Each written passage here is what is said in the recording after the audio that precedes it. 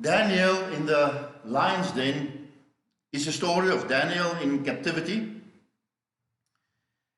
It is the story at the end of Daniel's life. Toe hierdie gebeurtenis gebeur het, is hy aan die einde, ons lees die koning was toe Darius die Medier, en julle sal weet, dit was Nebukadneser wat in die begin Israel in die ballingskap ingeneem het. En dan het Daniël hierdie uitnemendheid gehad dat elke koning het hom aangestel in die hof en hom, soos Darius dit wil maak, die tweede in bevel van die hele landsregering gemaak het. Nou lees ons van Daniël sy ongelooflike getrouheid.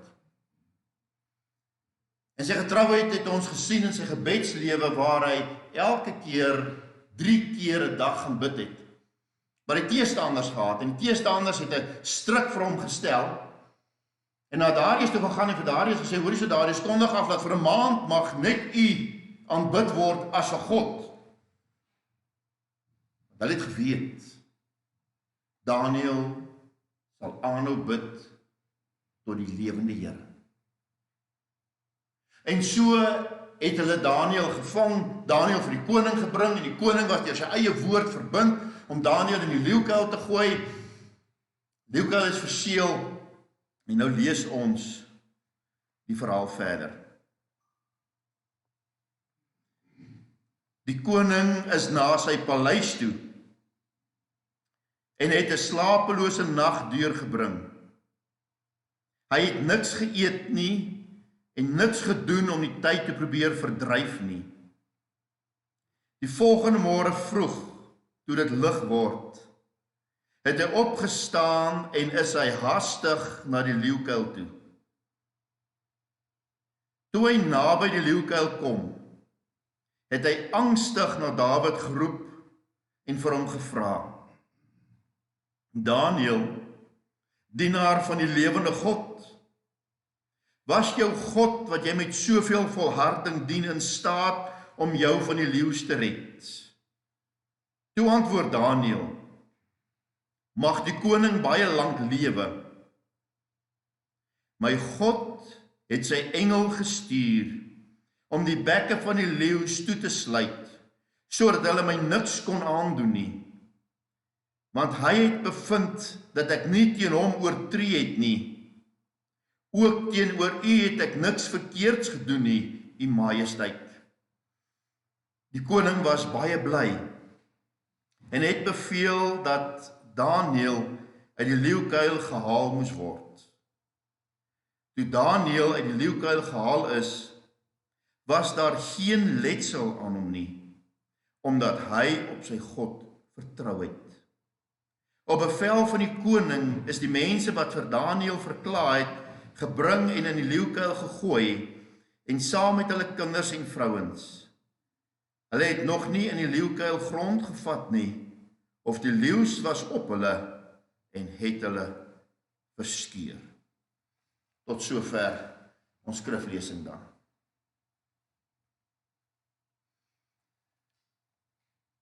Wat dink julle was Samson se geheim? Dit is mos wat Delilah wou uitvind. En hy sê nie sy geheim was sy lang hare, want sy lang hare het hom so verskriklik sterk gemaak. Nou wil ek vir julle vra, wat dink julle was Moses se geheim? Dan sal mense sê, maar dit was sy kierie, want sy kierie het 'n slang geword en het opgetel en sterk gevat, sy kierie het hy opgetel en die see het mekaar gegaan, sy geheim was sy kierie. Is that what you truly believe? That the strength of Samson sat in his hair and the leadership and the power of Moses' ministry lay in his staff? Nee. Die hare van Samson was maar die symbool van God se teenwoordigheid by hom. Die staf van Moses was but the symbol of God's presence with his ministry. And now if I ask you, what do you think was Daniel's secret weapon? Wat was die een ding wat ons van Daniël lees? Lees ons. Daniël het gebid. 3 keer elke dag. 6 uur, 12 uur, 6 uur. Want dit was vir Daniël die toegang tot die teenwoordigheid van God, en dit is die geheim uit Daniël se ongelooflike uitsonderlike lewe. En as ek vir julle vandag wil vra om te sê, weet jy, ons het gehoor van Samson, ons het gehoor van Moses, ons het gehoor van Daniël, maar die vraag wat ons moet antwoord is hierdie een: wat is jou een ding? What is your secret that unlocks your life? Jy sien, waardes is oortuigings van wat belangrik is. When we speak about values, it is what we believe, what is important, and then we will say that hard work, for instance, is an important value. And I would like to teach it to my kids, because what I have accomplished in my life didn't come easy, it came through hard work. En so word ons waardes oorgedra van een mens na 'n volgende mens, van 'n pa na sy seun, van 'n ouer na die kind. Maar nou kan ons saamstem dat is harde werk 'n goeie waarde om te hê? Dink julle so? Okay. Sommige sê harde werk is 'n goeie waarde om te hê. Dan werk ek so hard, ek kry 'n hartaanval. En nou? Want jy sien, alle waardes is nie op dieselfde vlak nie. Party waardes is belangriker as ander. Want gesondheid is belangriker as harde werk. En nou moet ons die vraag vra van, wat is nog belangriker as gesondheid? Wat is nog belangriker as dit? Wat is nog belangriker as dit? Sodat ons uitkom by what are your highest value? Because your highest value is the key that unlocks your life. And the highest value of Daniel was prayer. Dit is baie maklik om te bid as jy mag bid. Dit is baie maklik om te bid as jy genoeg tyd het om te bid. Dit is baie maklik om te bid as jou hele dag ingerig is net om dit afgehandel te kry. Maar julle gedink hoe moeilik was dit vir Daniël om te bid? Wat sê ons? Ons sê, ons is te besig om te bid en die tyd in die Here af te staan. Daniël was besiger as ons almal. Hy was tweede in beheer van die ganse Babiloniese ryk.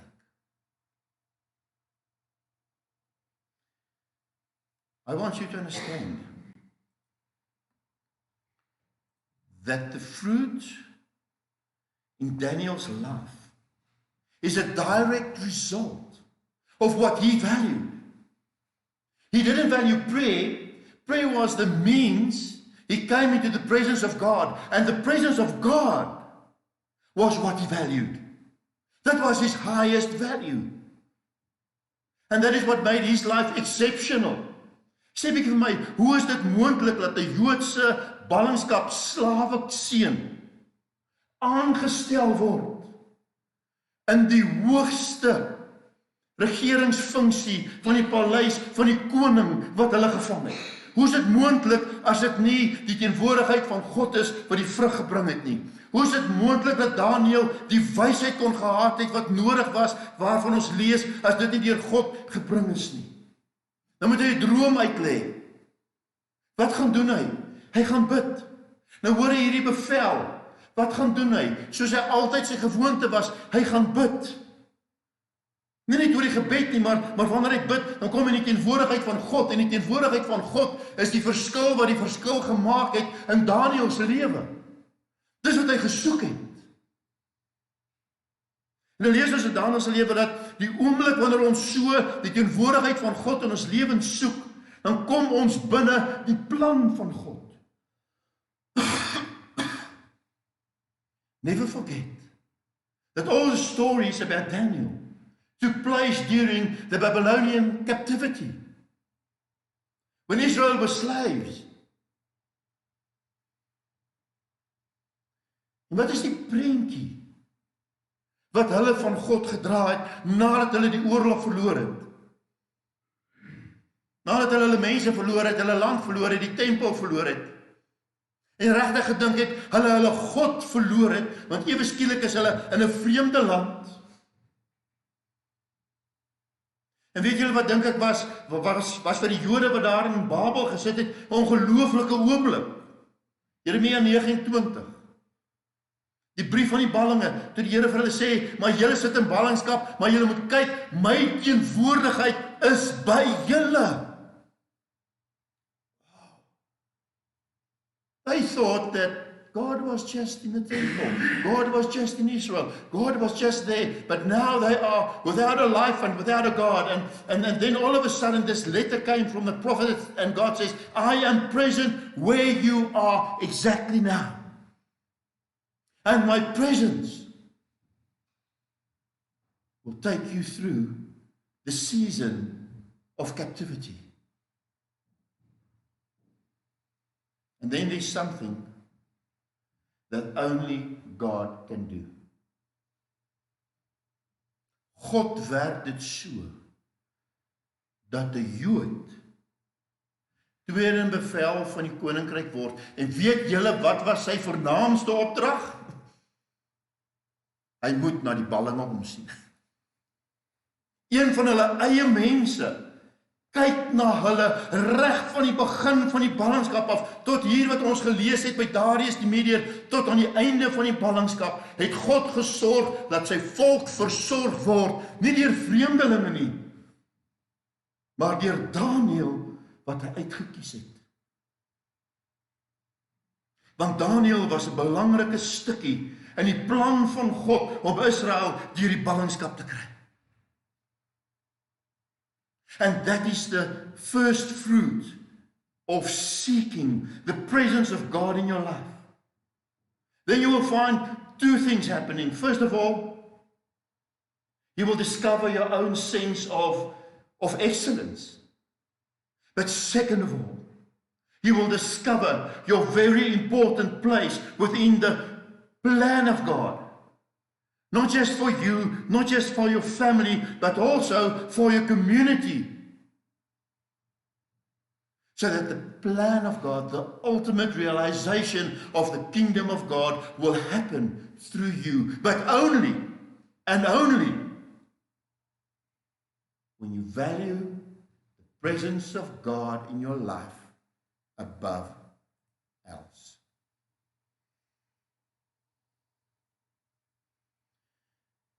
Hier is 'n ongelooflike waarskuwing. Wie van julle het gedink of dink dat wanneer ek die teenwoordigheid van God soek, ek die voorspoed sal beleef? Ons verstaan nie die teenkanting wat Daniël gehad het. Dag vir dag was hy omring met mense met wie hy saamgewerk het, that were his enemies, that plotted against him, that lied about him, that wanted to see him dead. And this is what we read, one of their plots that looked as if it succeeded. But we must guard our own hearts. Want dit wat hierdie mense gedryf het, lees ons hier, is doodgewoon jaloesie.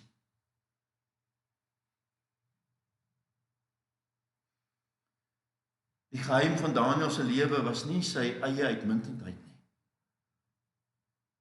Die geheim van Daniël se lewe was wat God deur hom reg gekry het. En hy was so ongelooflik bekwaam daarmee, dat die ander mense het daarop jaloers geword, en nou weet julle wat bepaal gesindheid. Hoe jy dink, maak dat jy jaloers is, dan het jy 'n emosie wat jy voel, hierdie minagting wat jy voel, ons wil hom uit die weg kry, hierdie vyandskap, want ek kan nie iemand gun om beter as ek te wees nie, om meer as ek te hê nie, en dan begin ek optree teen daardie persoon se belang. Wat is die waarskuwing? Wens wat hom vandag gesê dat wanneer mens gelowig is, dan is hierdie gesindheid van jaloesie nie onder ons teenwoordig nie, maar ons elkeen wat hier sit weet dit is. Maar hier is die waarskuwing. Wat was die uiteinde daarvan? Dat toe hulle in dieselfde situasie as Daniël kom, toe het hulle niks om na toe te gryp. When they were in the same situation, when they were also thrown into the lions, then they had nothing to grab onto. Daniel had a living God, and he had prayer, and he had the presence of God. He had something to hold on to in the lion's den. But those that were driven by jealousy, those that were driven by selfishness, those that were driven by ungodly motives, the end, in the same circumstances, they had nothing to hold on to.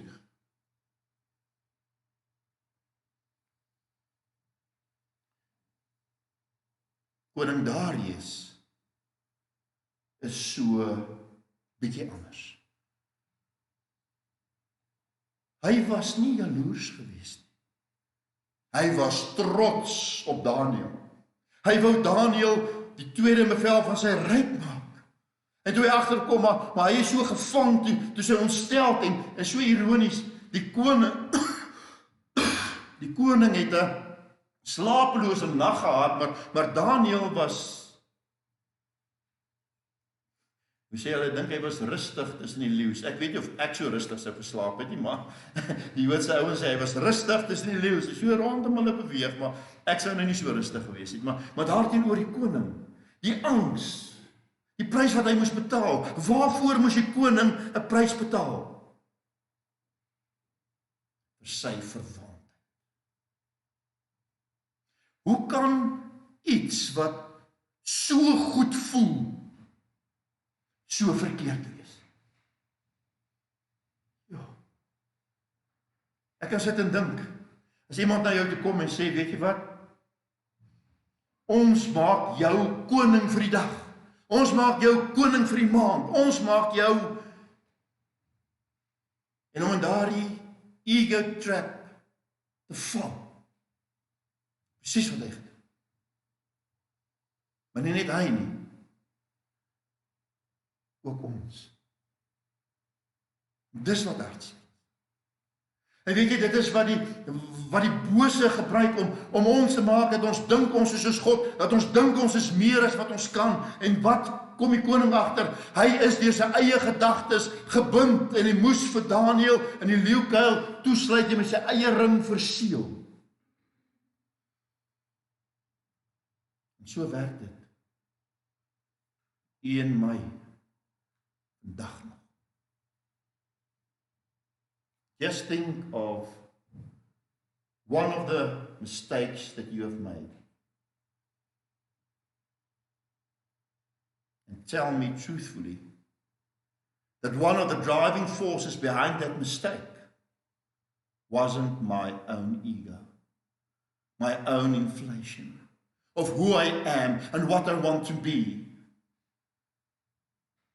And then think today on the regrets you and I and the Dariuses of this world have to live with.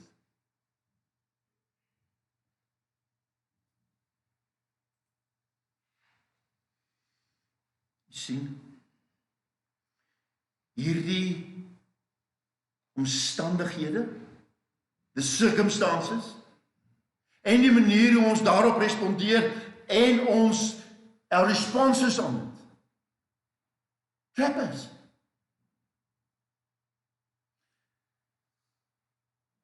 En dan lees ons van Daniël wat vir ons die voorbeeld gee. Gaan op jou knieë en bid. Want wanneer jy op jou knieë gaan en bid, word die teenwoordigheid van God werklikheid in jou lewe. I do not doubt the truthfulness of Daniel's explanation that night an angel from heaven came and closed the mouths of the lions, and he survived the night. Maar ek wil hê jy moet verstaan, julle en ek het meer as 'n engel. Wat dink julle het gebeur toe die Heilige Gees oor die aarde uitgestort is? What do you think happened at Pentecost? Sodat die Here gesê het, maar my Gees het ek oor my kinders uitgestort, sodat hulle in goeie tye en slegte tye, in leeutye en in vreugdetye my teenwoordigheid sal hê, sal beleef in hulle gedagtes, in hulle wil, in hulle omstandighede, in hulle handelinge. Ons het meer as 'n engel.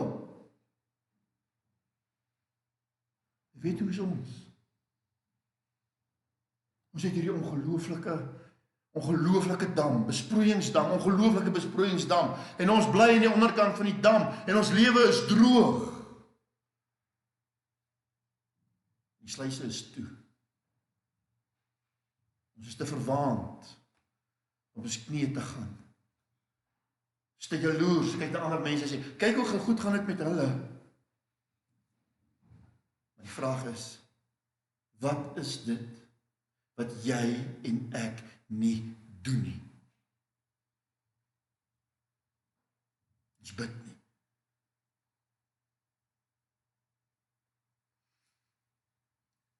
Jy moet my vandag baie mooi verstaan. Dit gaan nie oor die aksie van bid en 'n rympie sê en 'n skietgebedjie nie. Dit gaan daaroor. Wanneer jy bid, jy die teenwoordigheid van God ingaan. En wanneer jy sê amen, jy met die teenwoordigheid van God jou lewe ingaan, dat die sluise van die hemel dan letterlik oop is, en jy in die teenwoordigheid van die Here, die seën van die Here sal beleef. Dis hoekom Jesus sê, maar julle het nie, want julle bid. Daniel is showing us a better way. The better way is basic. What's happened here is not a story about Daniel in the lion's den. It's the story about God and how God provides, how God cares for His people, and how God makes certain that His kingdom will flourish. Hier is 'n verhaal wat gaan oor God. En dis die beter weg. Dat hier is nie die verhaal van Daniël se lewe nie. Hier is nie die verhaal van Chris se lewe nie. Dis nie die verhaal van Frikkie of van Annetta of van Loukie se lewe nie. Dis die verhaal van God. Wie se teenwoordigheid? Deur Loukie, deur Annetta, deur Frikkie, deur Chris, deur Neil, wie se teenwoordigheid uitspoel. Julle en ek sy seën kan beleef. Of ons vandag in die in die paleis van die koning is. Of ons vandag veroordeel in die leeuhok is. Dit maak nie saak waar jy is nie. Want dit wat jy het, wanneer jy op jou knieë gaan, is meer as die leeuhok, is meer as die paleis. Is God wat sê, ek is by jou.